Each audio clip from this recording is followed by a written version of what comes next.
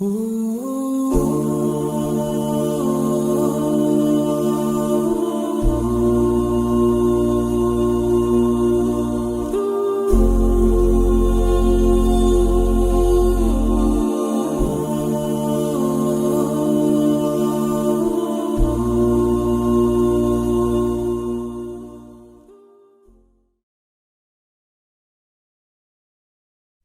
الله الرحمن الرحيم. ألف لام ميم. تلك آيات الكتاب الحكيم، هدى ورحمة للمحسنين الذين يقيمون الصلاة ويؤتون الزكاة وهم بالآخرة هم يوقنون. أولئك على هدى من ربهم وأولئك هم المفلحون. ومن الناس من يشتري لهو الحديث ليضل عن سبيل الله بغير علم ويتخذها هزوا، أولئك لهم عذاب مهين. وإذا تتلى عليه آياتنا ولى مستكبرا كأن لم يسمعها كأن في أذنيه وقرا، فبشره بعذاب أليم. إن الذين آمنوا وعملوا الصالحات لهم جنات النعيم خالدين فيها وعد الله حقا وهو العزيز الحكيم. خلق السماوات بغير عمد ترونها وألقى في الأرض رواسي أن تميد بكم وبث فيها من كل دابة وأنزلنا من السماء ماء فأنبتنا فيها من كل زوج كريم. هذا خلق الله فأروني ماذا خلق الذين من دونه بل الظالمون في ضلال مبين. ولقد آتينا لقمان الحكمة أن اشكر لله ومن يشكر فإنما يشكر لنفسه ومن كفر فإن الله غني حميد. وإذ قال لقمان لابنه وهو يعظه يا بني لا تشرك بالله إن الشرك لظلم عظيم. ووصينا الإنسان بوالديه حملته أمه وهنا على وهن وفصاله في عامين أن اشكر لي ولوالديك إلي المصير. وإن جاهداك على أن تشرك بي ما ليس لك به علم فلا تطعهما وصاحبهما في الدنيا معروفا واتبع سبيل من أناب إلي ثم إلي مرجعكم فأنبئكم بما كنتم تعملون. يا بني إنها إن تك مثقال حبة من خردل فتكن في صخرة أو في السماوات أو في الأرض يأت بها الله إن الله لطيف خبير. يا بني أقم الصلاة وأمر بالمعروف وانه عن المنكر واصبر على ما أصابك إن ذلك من عزم الأمور ولا تصعر خدك للناس ولا تمش في الأرض مرحا إن الله لا يحب كل مختال فخور واقصد في مشيك واغضض من صوتك إن أنكر الأصوات لصوت الحمير ألم تروا أن الله سخر لكم ما في السماوات وما في الأرض وأسبغ عليكم نعمه ظاهرة وباطنة ومن الناس من يجادل في الله بغير علم ولا هدى ولا كتاب منير وإذا قيل لهم اتبعوا ما أنزل الله قالوا بل نتبع ما وجدنا عليه آباءنا أولو كان الشيطان يدعوهم إلى عذاب السعير ومن يسلم وجهه إلى الله وهو محسن فقد استمسك بالعروة المثقى وإلى الله عاقبة الأمور ومن كفر فلا يحزنك كفره إلينا مرجعهم فننبئهم بما عملوا إن الله عليم بذات الصدور نمتعهم قليلا ثم نضطرهم إلى عذاب غليظ ولئن سألتهم من خلق السماوات والأرض ليقولن الله قل الحمد لله بل أكثرهم لا يعلمون لله ما في السماوات والأرض إن الله هو الغني الحميد ولو أن ما في الأرض من شجرة أقلام والبحر يمده من بعده 7 أبحر ما نفدت كلمات الله إن الله عزيز حكيم ما خلقكم ولا بعثكم إلا كنفس واحدة إن الله سميع بصير ألم تر أن الله يولج الليل في النهار ويولج النهار في الليل وسخر الشمس والقمر كل يجري إلى أجل مسمى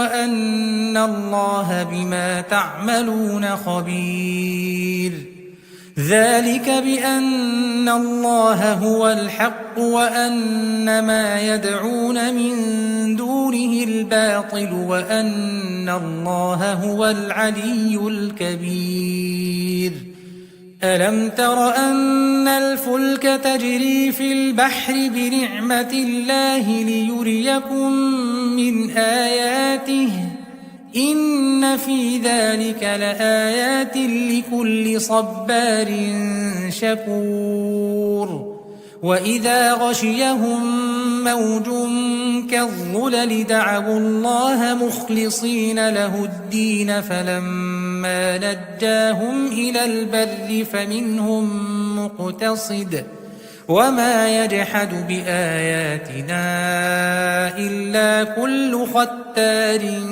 كفور يا أيها الناس اتقوا ربكم واخشوا يوما لا يجزي والد عن ولده ولا مولود هو جاز عن والده شيئا إن وعد وعد الله حق فلا تغرنكم الحياة الدنيا ولا يغرنكم بالله الغرور إن الله عنده علم الساعة وينزل الغيث ويعلم ما في الأرحام وما تدري نفس ماذا تكسب غدا وما تدري نفس بأي أرض تموت إن الله عليم خبير.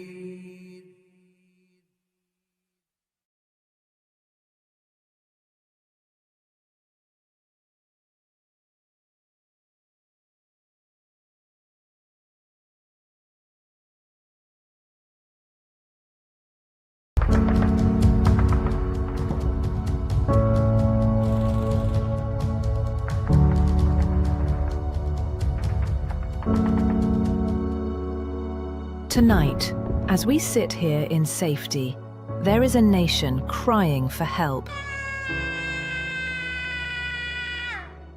Sudan, a land once full of life, is now struggling to breathe. Millions have fled their homes. Widows are searching for food. Children are searching for their mothers. Families are torn apart by a conflict they never chose. جيت أنا فقدته يعني ما قصر مني بشيء بعد مات أنا ما لقيت السند اللي بقي في مني بجد يعني. If you want to know what being hungry feels like, look around us.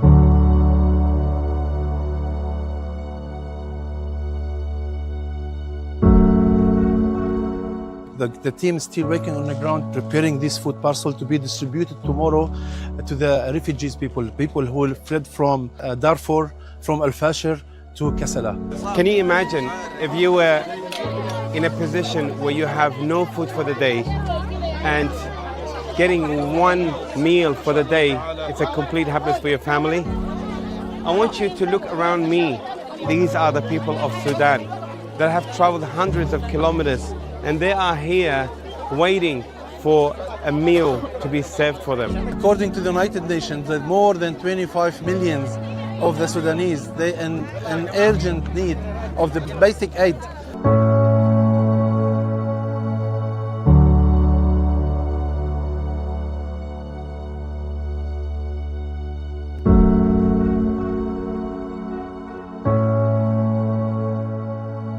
With thousands displaced in Sudan, we are here, one of the mobile medical clinics here, treating hundreds of people who have fled and they need an urgent treatment here. Many of the conditions that we find in these areas here are very, very life-threatening. And one of the main ones that we find here is malaria. A lot of people here have been diagnosed with malaria and they are here to get those free treatments and medications that is being supplied all free of charge. If these kids don't get a treatment right now, what would happen to these kids? They will deteriorate it and some of them may lose his life. You see, it's so distressing to see your sisters, your brothers. Imagine one of them is your sister, your daughter. Imagine one of those elderlies is your father, or that one of those kids is your son. These people are in desperate need for food, for aid, for accommodation, for shelter. Before Salah, Zakat and Hajj, Allah says, وَيُطْعِمُونَ الطَّعَامَ عَلَى حُبِّهِ مِسْكِينًا وَيَتِيمًا وَأَسِيرًا. And today, inshallah ta'ala, we are here to fulfill that commandment, to feed and support our brothers and sisters in Sudan that have gone through so much hardship through the war. Respected sisters, alhamdulillah, we are just here.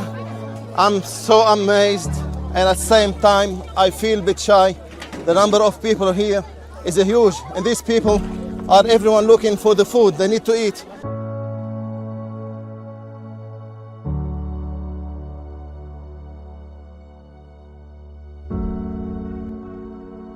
Amongst the greatest reward Allah subhanahu wa ta'ala gives to those stand and aid those that are in need is the one that shelters and protects that widow or that orphan that has nothing, that has lost so much in their life, and then someone rocks up, wipes their head and feeds them. We're here with the Human Appeal Australia today. We're distributing 1,000 hot meals and 200 food parcels to those people who just came from Al-Fashir in Darfur. So please keep your donation coming. We need more and more, bi'idhnillah. And those people, you can see from their face, they're asking you, they're begging you, please don't stop. Send your donation. We need it now better than any time else. The basic needs like food and water is not found in these places.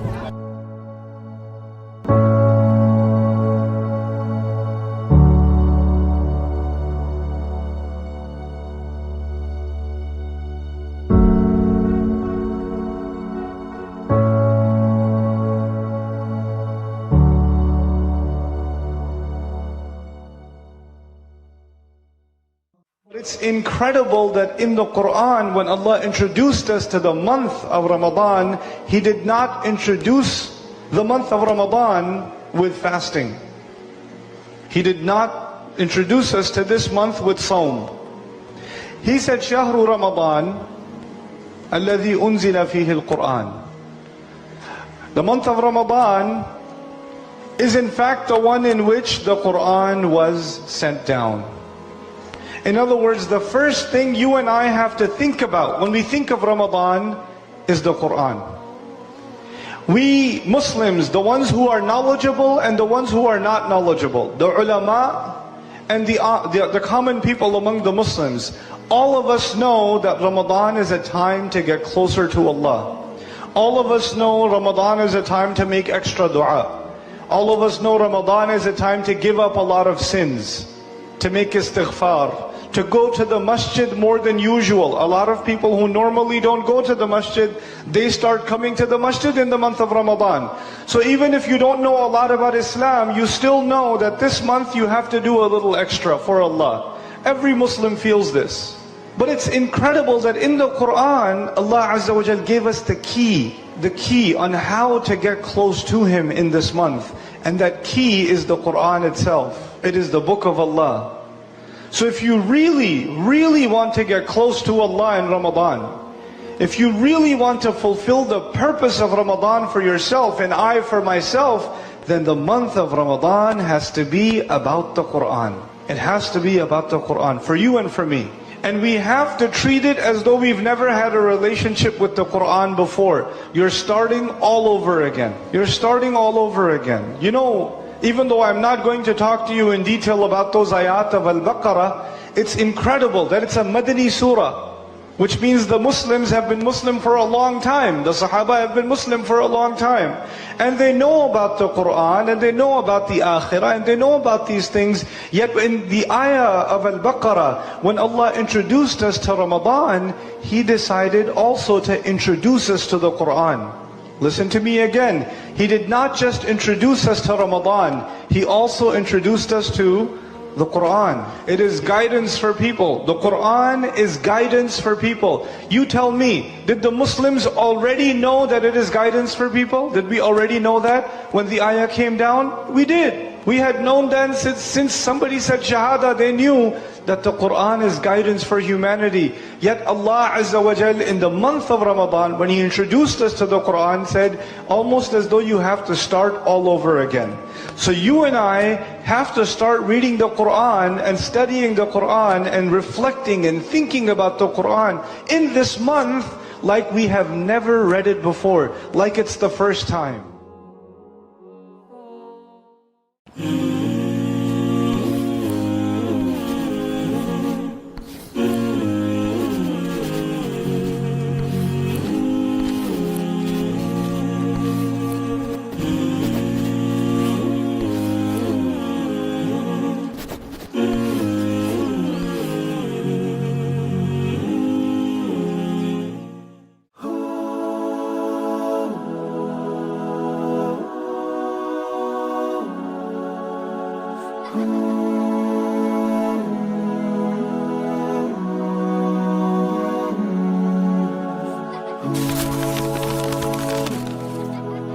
Assalamu alaikum, Ramzan Mubarak. I hope you're having a very lovely Ramadan.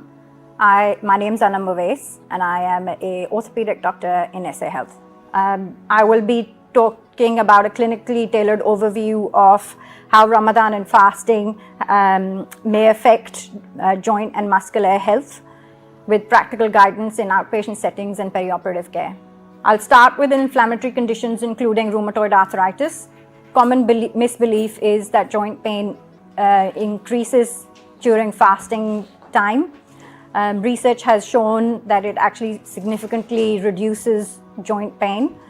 It is important, however, to understand taking your medications and taking your dosages in the correct timeline, as well as making sure that you do not miss your medications, including DMARDs, NSAIDs, and any biologics that you take. At times, steroids may need to be readjusted during fasting time. And now I'm going to talk about degenerative spinal conditions or wear and tear of the spine.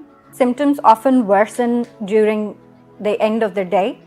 It is imperative to understand to have risk modifications in these types of situations, including ensuring no sedentary lifestyle during the day and adequate core strengthening. You can perform your exercises after iftar, and you can also modify your prayer posture if you are symptomatic with any spinal conditions. Next, I'm going to talk about post-operative musculoskeletal patients. It is important to understand that post-operatively, the first 6 weeks are imperative for bone and wound healing, and therefore Islam has given us the leeway of being able to skip those fasts in the first 6 weeks and continue those fasts later on in the year. However, if you are post the first 6 weeks of your surgery and your wound has healed and you've recovered, mashallah, well, you can continue your fast as normal. Key issues to understand is that rehabilitation in the first 6 weeks are imperative to have the best outcome for your surgical procedure, whether it is in an elective setting or trauma setting. Lastly, I will talk about athletes or people with physically demanding occupations. The key issue to understand here is that reduced power output and endurance is usually late in the day after your fasting, which can risk increased levels of muscular cramps. It is recommended to train before iftar or after iftar or before sahur, and prioritize carbohydrate and proteins in your diet. It is also important to understand that with fasting, your glucose production is via ketoacidosis rather than your normal glucose production pathways, and therefore the utilization of your muscle proteins are incredibly less. Your standard glucose metabolism is altered during Ramadan and fasting. You are using focus more on fat metabolism and usage of your energy. Towards the end of the day, your muscle bulk remains stable. However, you may feel some muscular cramps because you're utilizing other energy sources. And lastly, bone health is unaffected and it does not appear to be adversely affected during Ramadan. I hope you have a great and healthy Ramadan and wish you all the best. Assalamu alaikum everyone, welcome back to the second episode with Sari from Port Adelaide Lawyers, and we'll continue off where we stopped inshallah, and I will hit you with a very important question straight off the bat. Sure. Car accidents, they happen every day, hundreds of them at once. Yep. What are legal actions we're supposed to take as soon as we get into a car accident to protect ourselves and to make sure that we're safe? Sure. So firstly, when you're in a car accident, it's important not to panic. Mm-hmm. Unfortunately, it does happen. It's one of the most common even causes of death, Mm-hmm. you know. So when you're in a car accident, it's important that we try and move over to the side of the road safely to ensure that if it's possible, because sometimes it can be quite serious accidents. If your car is still being managed can be driven, safely pull over. Once you've pulled over, it's an offence to drive off. Okay, so we unfortunately have heard of hit and runs. Yeah, it's an offence. It's a very serious offence because you don't know how badly the other person could be injured. Yeah, and you should be there to support them or call for assistance rather than running away. But that's right. Yeah. So, assuming that you've done the right thing and you've pulled over, the first thing you got to do is change of your personal details. And that the simplest way of that is taking the license photo. Yeah. And then once you've taken a photo of the license, I always say for good measure, you should also record the damage yourself. I'm not saying there are many dishonest people out there, but sometimes there are some dishonest people who will add additional damage, or sometimes additional damage can be caused by other issues. Or through transportation. Yeah, whatever, something else happens on the way to the mechanic, or something goes wrong. It's important that you record what the damage was at the scene of the accident, so you can match it with the report when their quotes have been given back to you. Now, what's important to know, anybody who's driving on the road, they must have third-party insurance. Okay, if your car is not insured or registered, it's a serious offense, and you can be taken to court and be punished for that. Now, once you have provided your details, obviously, this is assuming that the other person is okay. If they're not okay, then obviously you should call an ambulance and the police straight away for assistance, because if there's an accident, there should be a report made, how the accident happened. Now, even if there was no injuries, but if your car damaged or the other person's damage, there's a damage of excess of $3,000, you should be reporting it as well. To the police? To the police. Okay. So if you can't do it the same day, you can report it within 24 hours the next day. But if you don't report it, then it can have problems for you down the track, especially with insurance side of things. Now, if sadly a person is badly injured, or even injured to some degree, you could also be facing some charges. Most common one is due care or aggravated due care. Depending on the offense, you could also lose your license for a period of time. So these are the things that happen commonly. And in some scenarios, sadly, people do pass away. And again, that also requires an investigation to see the accident itself. Did you play a cause in the person's death, or was it simply an accident? So it depends on those things. I think the most important thing to remember is to pull over, provide your details, make sure you take your own evidence of the damage, the other person's damage as well.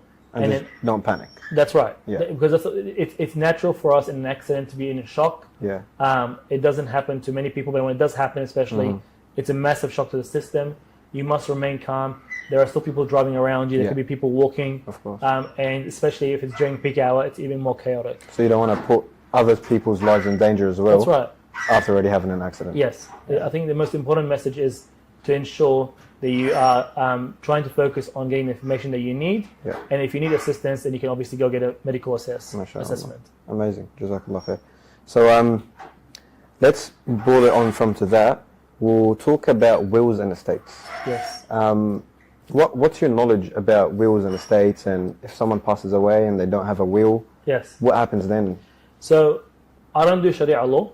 So as in, like, I don't practice Sharia law, but as in, I don't do wills in accordance with Sharia law. But the wills that we do is in accordance with Australian law.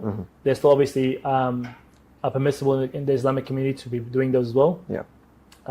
And most of my clients, even some Muslims, are doing the wills in accordance with Sharia law. There's another brother here, Brother Bilal, who can assist you with Sharia law wills if you want to do in accordance with the Sharia law. The important part we always say to clients is that if you have some sort of asset of significant value, you should have a will. Okay, a will does not cost that much, even if it's done professionally. Okay, it's a good investment to make to ensure that when you pass away, your loved ones are not going through difficulties. They're not having to understand where to go, what to do, how to process things.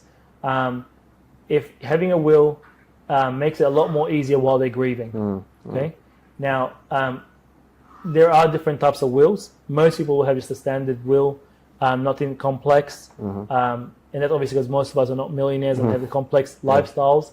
But that's, at least having a will allow your loved ones to have a pathway forward after you've passed away.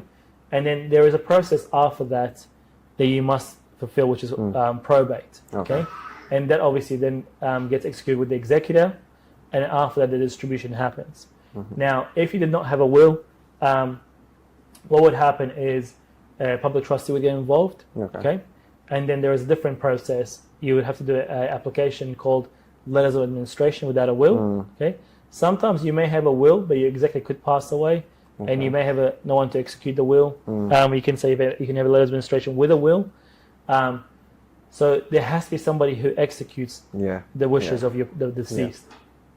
So basically, if the public trustee is involved, you then have to identify yourself as the person who is going to be the most appropriate to be what's called the administrator, the person that's going to administer the state, which is a similar role to the executor, different titles. Okay, so there is other things that the community should also know about. It's not just wills. Okay, there's two other documents that are also very important. One's called the enduring power of attorney, also one's called power of attorney, and the other one's called the advanced care directive. Okay, so the enduring power of attorney.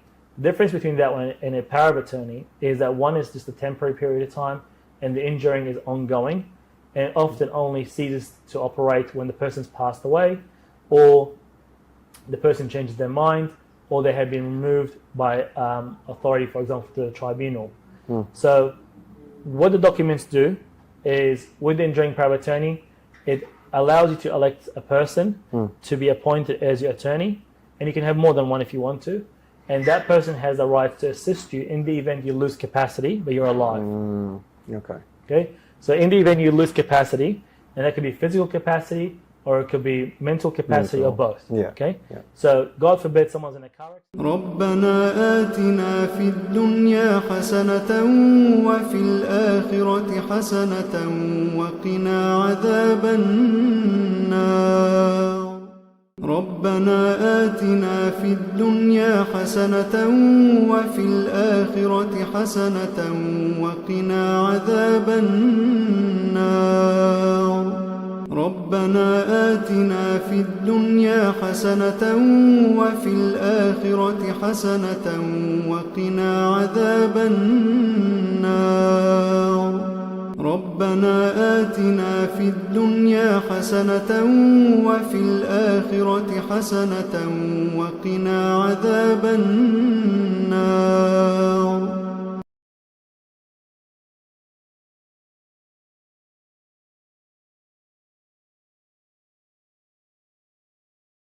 الله أكبر الله أكبر الله أكبر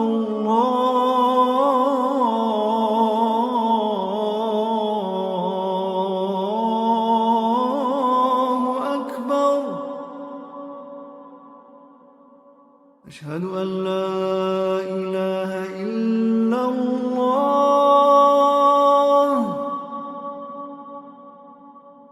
أشهد أن لا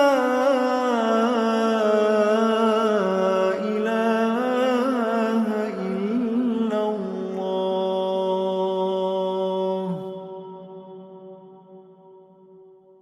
أشهد أن محمدًا رسول الله.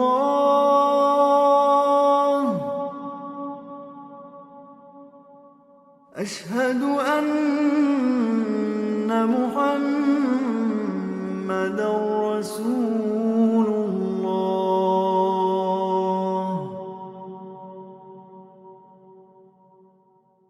حي على الصلاة.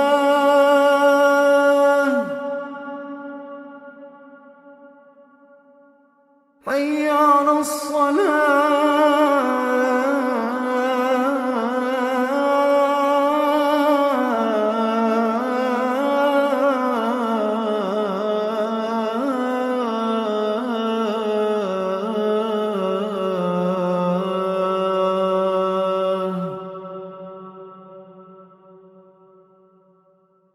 حي على الفلاح.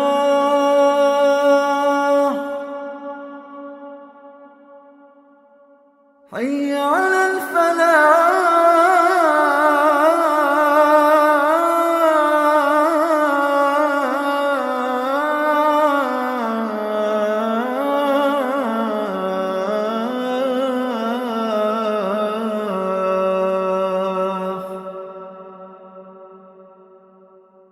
الله أكبر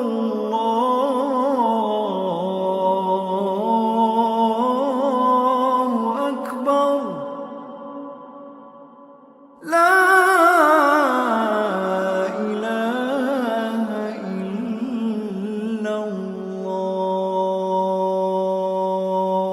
Dua after Adhan.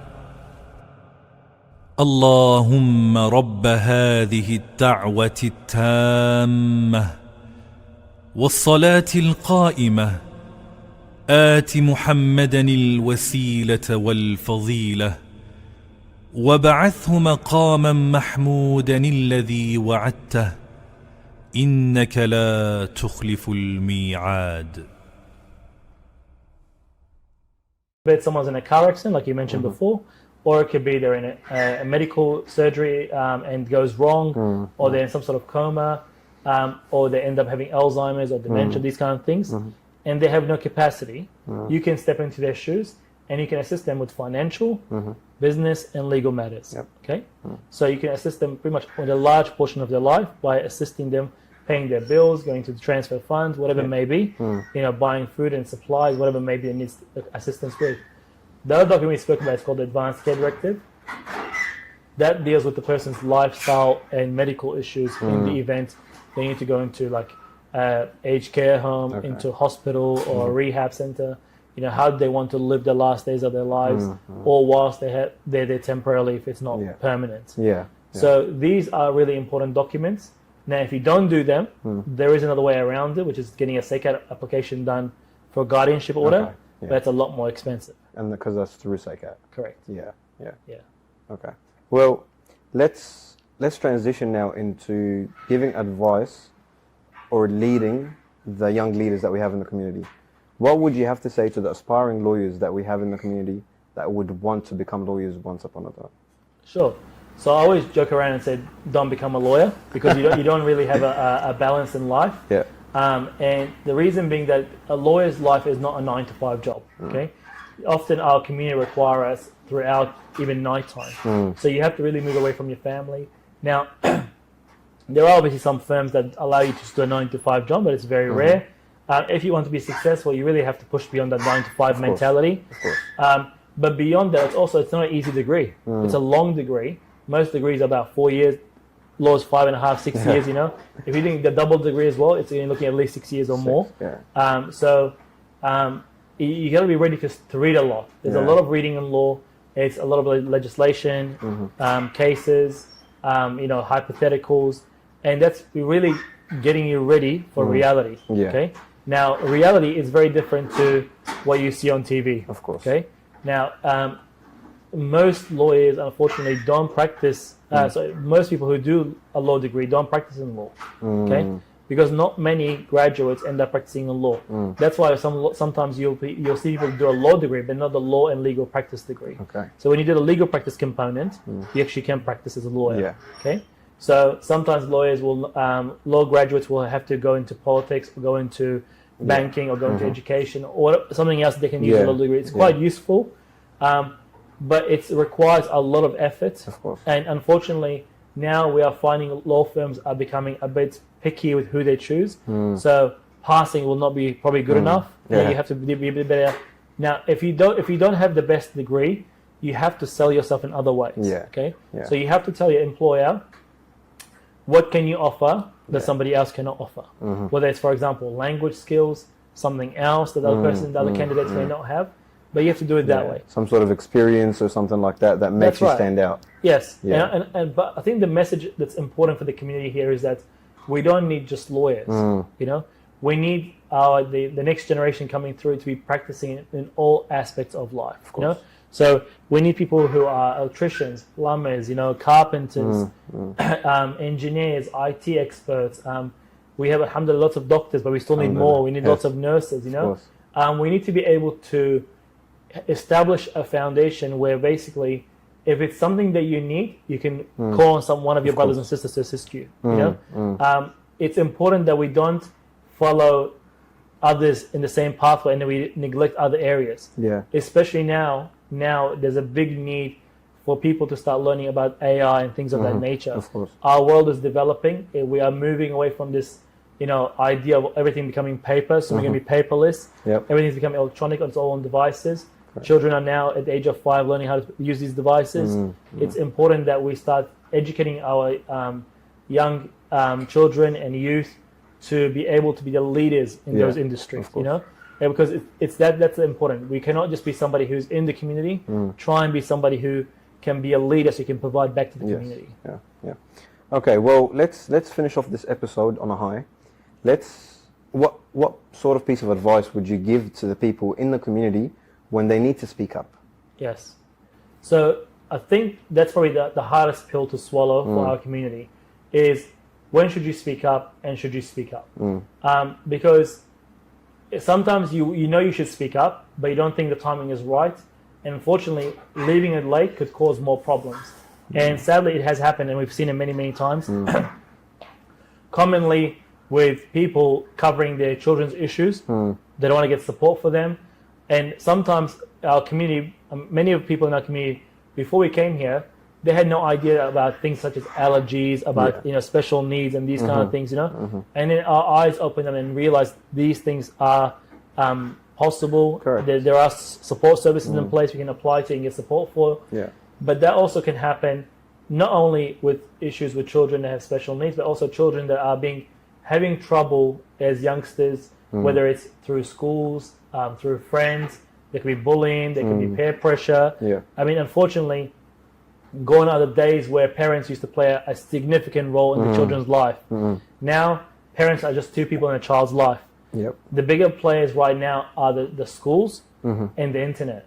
So we really need to protect our children from the internet, what they are watching, what they are playing, what they are doing, who they're socializing with. Okay, because that is one of the biggest educators. Okay, that educate our children on negative things, positive things, all those kind of aspects. But also the children that go to school, who they hang around with, who their parents are, what kind of lifestyles they have. The environment they're in. That's right. All those things play a role. So you need to be able to speak up. If your child's having an issue, speak up to someone. Okay, and don't do it to somebody that the family trusts in the sense that it's only a family member. Speak up to somebody who actually can help you.